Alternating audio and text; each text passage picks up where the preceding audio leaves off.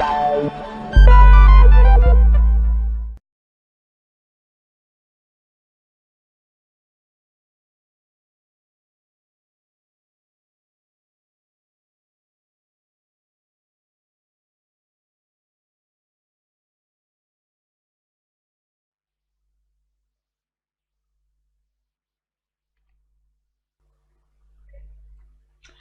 right, hello everybody. Welcome again to another trading week. Well, thankfully, the trading season of summer is now over, and we are entering into one of the best trading season of trading the forex market. Okay, so if we haven't made money all through summer trading season, this is the time for us to make up our account balances, try to improve on profitability, of which I am sure is going to be a very good time for us. Okay, and if you have made losses during the summer trading period, well, you have to now make sure you take advantage of this best trading time to up your profit and cover up for those losses. Okay. All right, without talking much, let's look into the Forex Factory economical calendar to see those high impact news announcements that are scheduled for this upcoming trading week. Well, we have quite a good number of high impact news announcements here. Most of them are very heavyweight. I am talking about the interest rate, the non-farm payroll, non-farm employment change right there, interest rate right there. Okay, interest rate again.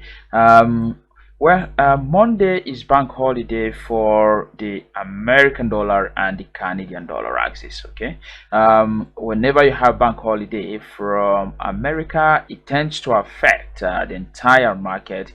Things tends to go slow. That means on Monday, the 2nd of September, we are likely going to be having a slow trading day. Okay, we're likely going to be having a slow trading day.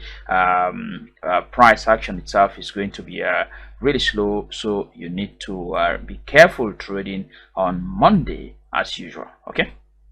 All right, so Monday's Labor Day, American banks holiday. American banks will be going on holiday. I am thinking that after this bank holiday, price action should come alive, and we should begin to take advantage of the market price action to make money to up our accounts.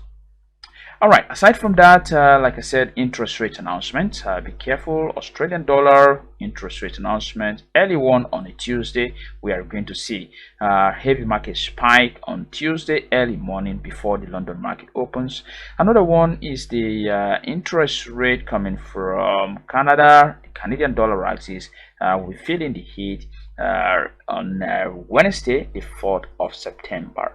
Then we have the employment data from the Canadian dollar axis. All right, this is another one, more of the NFP.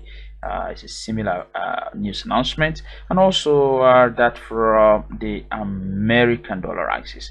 So these are very heavyweight news announcement that will be scheduled for that will be coming out on Friday. Okay, so Friday, this upcoming trading week is actually going to be a trading week with much of price activity, much of market volatility. So you need to be very active, open your eyes, and catch up with the trading opportunities. Okay. All right, let's move into the charts and see the price action that we have waiting for us. The first one we want to take here is the American dollar against the Canadian dollar. This is the monthly time frame. Well, you can see that in the monthly time frame, price has been hesitating all around this zone. All right, so the range has been here. Price has not moved any further. It took off right here, since then came back down. It has remained flat. All right, so the closest trend line here to price is this one here. You can see how price has been respecting that level, and right now it is trading closely again to that level, but we are now scoring lower swing highs and lower swing lows. All right, that shows us that the buyer seems to be pushing to the downside. The bears tend to be gaining more momentum to drive price to the downside. However, price is still trading above that level of support. Okay, so until it breaks, and if it does break, we are likely going to be seeing more downside in the American dollar against the Canadian dollar.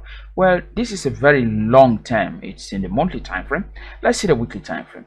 In the weekly time frame, we can clearly anticipate or see that channel formation. All right, that channel formation.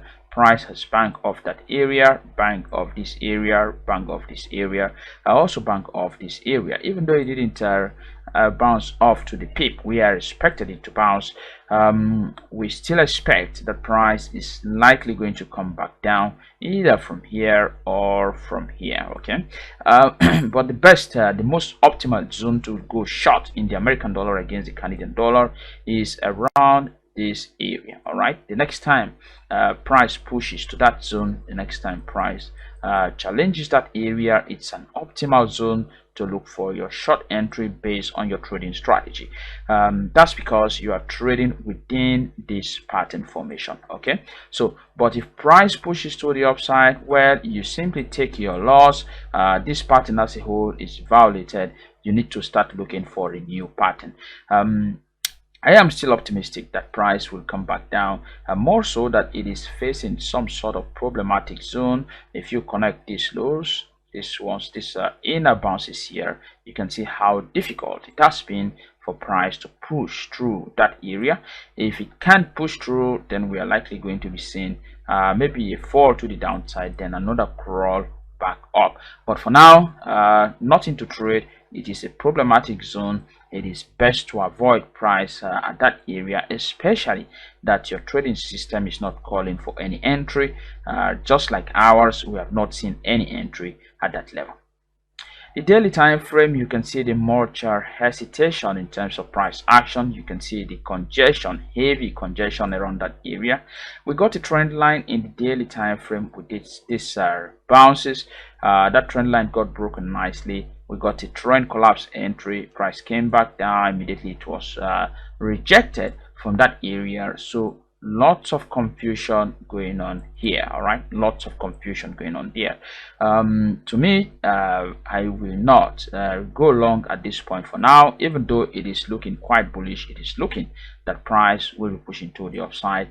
Let's simply mark this level of resistance. We're just going to keep this level of resistance here. You really do not want to hit on your buy button against that level of resistance. You don't want to do that. All right, don't buy against that level of resistance. You always want price to break above, then you can begin to search for your entries for pushes to the upside. And of course, we are having now what looks more like a flat top triangle, so we are just going to keep this type of price action.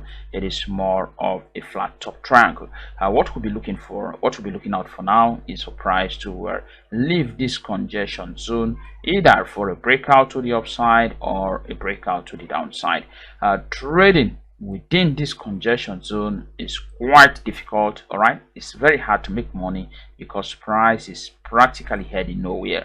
And now that the summer is over, we're hopeful that price will be breaking out of most of those congested areas that we have seen for a clear directional bias. So for this, let's hold on. If price breaks to the upside, we'll look for valid entry to trade all the way to the next level of resistance.